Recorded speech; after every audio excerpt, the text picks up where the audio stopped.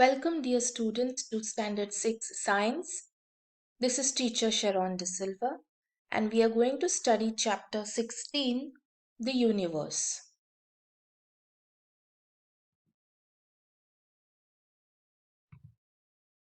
If you observe the clear sky on a dark night, you will see a smoky white band full of stars spreading north-south in the sky. This is the Milky Way. It is also known as Mandakini. A group of innumerable stars and their planets are together known as a galaxy. The Milky Way is the galaxy in which our solar system is located. The Milky Way is a part of the local group of galaxies. There are many such galaxies in the universe. The Milky Way includes many stars smaller than our Sun as well as many others that are thousands of times bigger than the Sun. It also includes many other celestial bodies, means bodies in the outer space, such as clusters of stars, nebulae. A nebula is an interstellar cloud of dust, hydrogen, helium, and other charged gases. Clouds of gases, clouds of dust, dead stars, newly born stars, etc. So, all these are part of a Milky Way. The galaxy that is closest to our Milky Way is called Andromeda. The universe includes innumerable galaxies, the space between them, and also energy. This, my dear students, is our Milky Way. This is how it looks like in space. And this is how it looks like from Earth. If you go to an extremely remote place high up in the mountains, especially in the north, and there are no lights over there, you observe the night sky. This is how you will observe the Milky Way. This is our Milky Way. And this, my dear students, is Andromeda, the galaxy which is closest to our Milky Way. My dear students, if you see, this is our Milky Way, and in this Milky Way, there are many such celestial bodies, such as stars and planets and nebulae, dust, clouds of dust, and all such things. In this particular Milky Way, there are many solar systems. Our solar system is one such, and in that solar system, there is our Earth. On that Earth, we are present. So imagine how big is the universe, because there are such thousands and thousands of galaxies spread out in the universe. So we are that small in this particular universe. Now there are types of galaxies. The first type is this, spiral shaped. Next is this, elliptical. Then we have something known as barred spiral and irregular. So these are four different types of galaxies.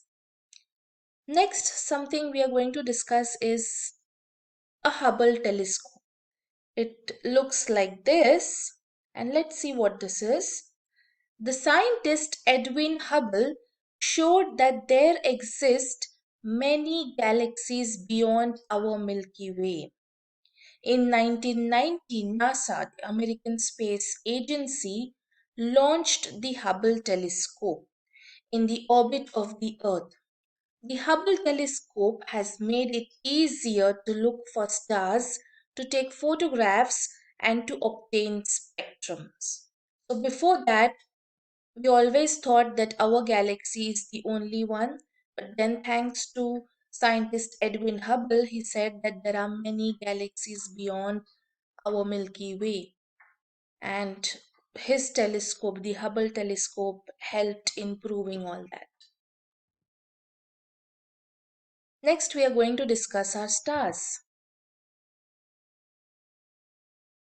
If you observe a night sky from a dark place, there are no lights around you.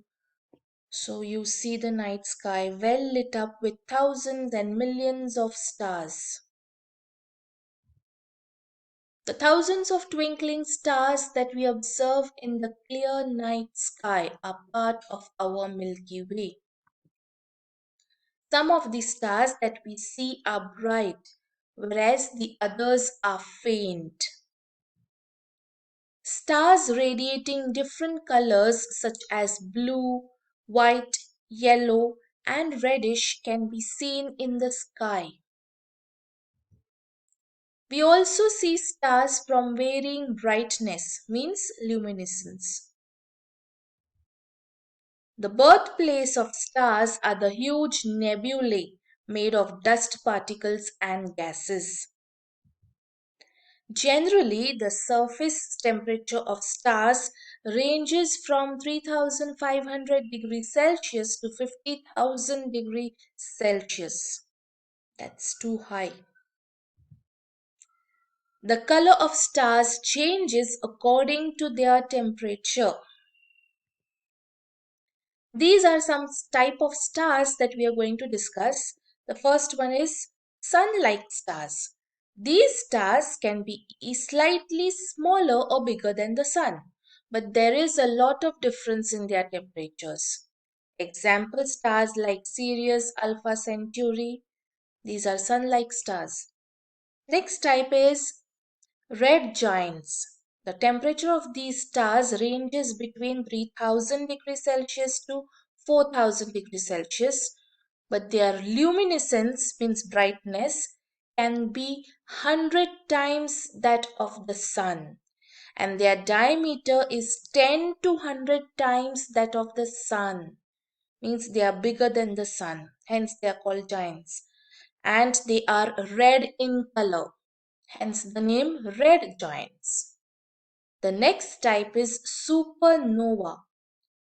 These are even brighter and larger than the red giant stars. Their temperature is between 3000 to 4000 degrees Celsius, but their diameter can be more than 100 times greater than that of the sun. Then we have binary or twin stars. More than half of the stars in sky are binary stars. They consist of two stars that revolve around each other.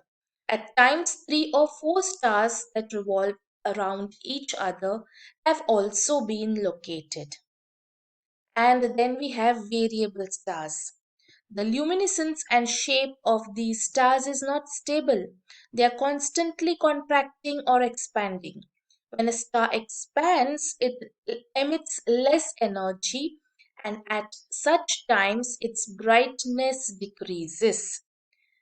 As against this, when a star contracts, its surface temperature increases and the star emits greater energy and appears brighter. For example, Polaris or pole star.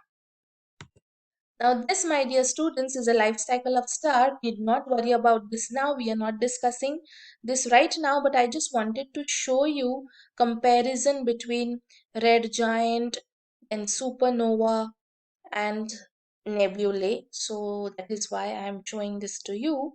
We can discuss this as to what is happening over here later when we discuss life cycle of a star. Not this year, maybe next or after that. So this is a red giant. This is supernova. These are nebulae. Let's continue.